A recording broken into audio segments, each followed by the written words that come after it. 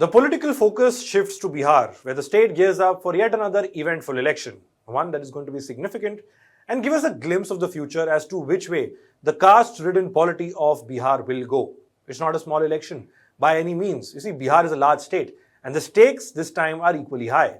7.42 crore voters, 243 constituencies, two big alliances and one debutant who some believe is an X-factor in this election in Bihar. The candidates have been finalized almost. A hectic, bitter campaign is underway. Tall promises are being made and the F word is out. Freebies.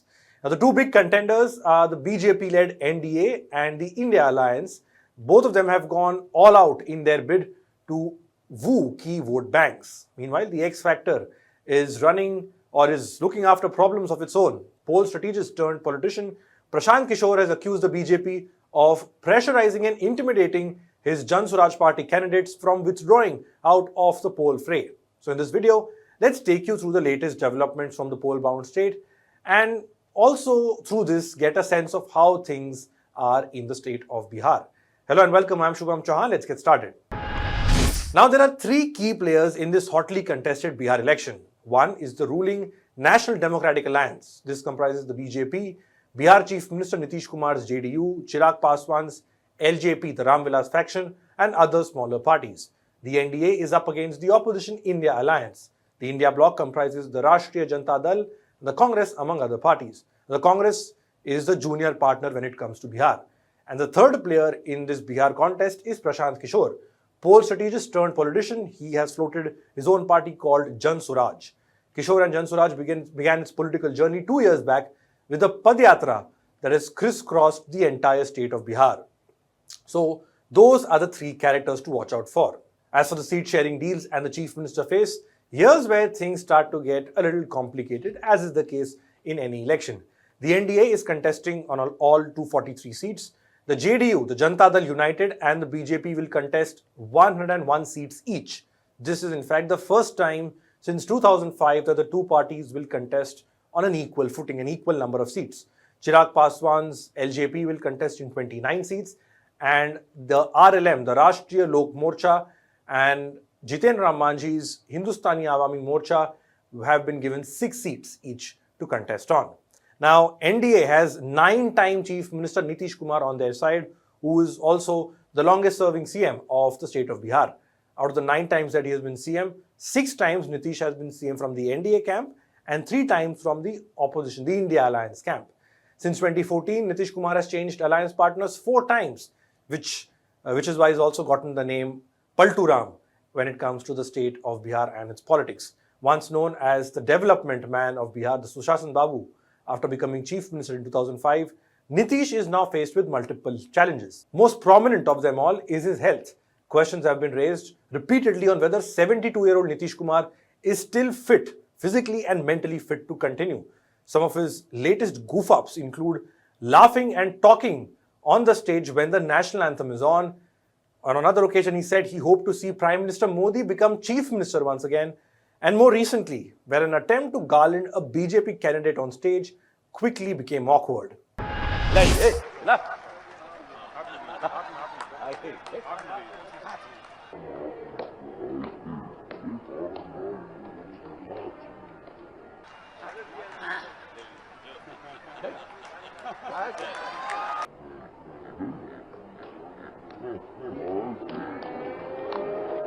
वो हाथ कर रहे हो, ये गजब आदमी है भाई, ये गजब आदमी है भाई, ये गजब आदमी है भाई, हाथ काहे करते हैं तब लोग. So with a tiring Nitish Kumar, the BJP senses an opening and fulfill their long-standing dream of having a BJP chief minister in the state. The first step many see is the seat sharing, with the BJP is contesting on equal seats as the JDU.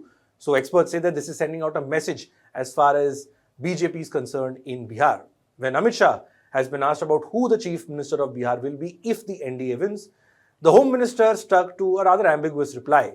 He said that the election will be fought in Nitish Kumar's leadership. But all of us know how things pan out when it comes to the BJP. The same BJP fought the Maharashtra elections last year under Eknath Shinde's leadership, but it was Devendra Fadnavis who eventually became the chief minister. In Madhya Pradesh, the election was fought under Shivraj Singh Chauhan, and Mohan Yadav became the chief minister after the results were out, and so on and so forth. There are multiple examples to prove the same point.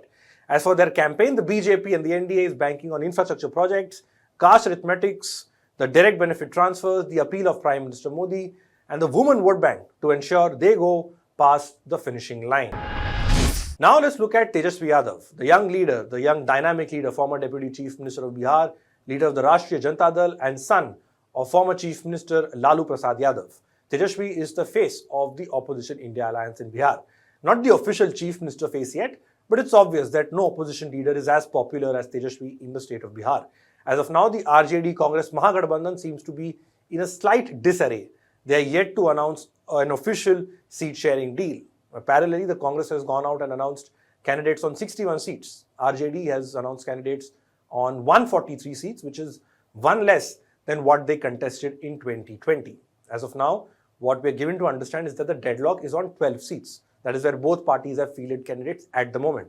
So just to firefight this heated sort of dynamic in the Mahagathbandhan, the Congress has brought in former Rajasthan Chief Minister Ashok Gehlot, who held meetings with Tejasvi and Lalu Yadav to iron out the differences among the allies. Reports say the opposition will have a press conference tomorrow in a bid to show their strength, and their campaign will formally begin in a couple of days' time. Meanwhile, Tejasvi Yadav today unveiled a series of promises aimed at targeting the women vote bank. First is providing one government job per family within 20 months if his party forms the government in Bihar. Estimates say that would mean over 2.5 crore jobs, which critics say is impossible. The second promise that is directed at women is that contractual and community workers across the state, including the Jivika Didis, would be made permanent. In fact, Yadav also promised that their salary would be hiked to 30,000 rupees per month. Now, these Jivika Didis will be provided with an additional allowance of 2,000 rupees, and the government will ensure that they have an insurance coverage worth 5 lakh rupees for all their cadres. Third, his interest will be waived on outstanding loans, and interest-free credit will be offered till 2027. Now, Bihar under Nitish had started a World Bank aided program called Bihar Rural Livelihoods Project. Locally in the state, it's known as Jivika, and the objective of the project is to socially and economically empower the rural poor in the state. Women, who account for 3.5 crore voters out of the total number, are traditionally seen to be a Nitish Kumar vote bank.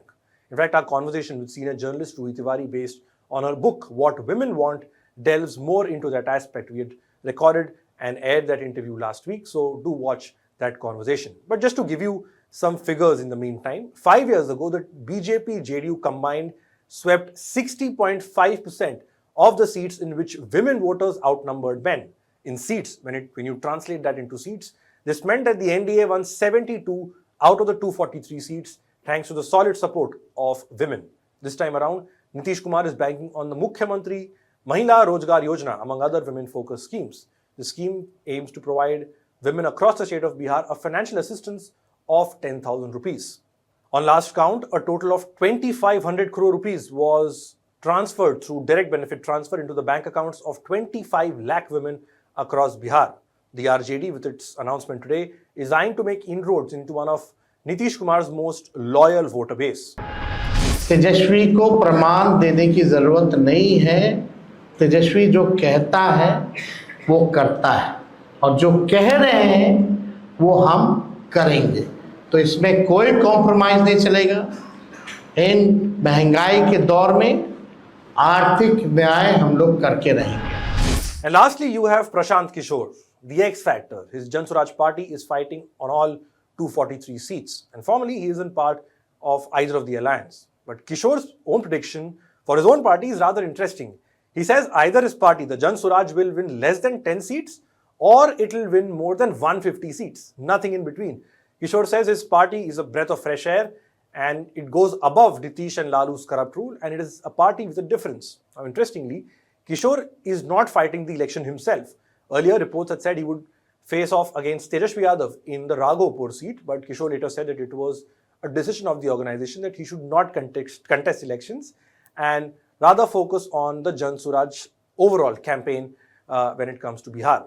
Now, among Prashant Kishor's most prominent poll promises is that if he wins, his government would reverse the ban on alcohol that Nitish Kumar had introduced in 2015. Now, several political analysts are tracking Prashant Kishor's campaign closely just to understand and get a sense of as to whose prospects he would damage more, the NDA or the India bloc. Yesterday, his Jan Swaraj party faced its first notable roadblock: intimidation of its candidates allegedly by the BJP.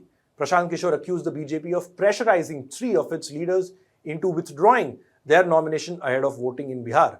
Now, these 3 Jan Swaraj leaders include Mutur Shah from Danapur, Satya Prakash Tiwari from Brahmpur, and Shashi Shekhar Sinha from Gopalganj. Kishore said Jan Swaraj would register a complaint with the Election Commission, but went on to say that the poll body does only what the government wants it to do. आपको मैं 3 उदाहरण, 3 जो घटना हुई है, ये इससे आपको अवगत कराना चाहता हूं।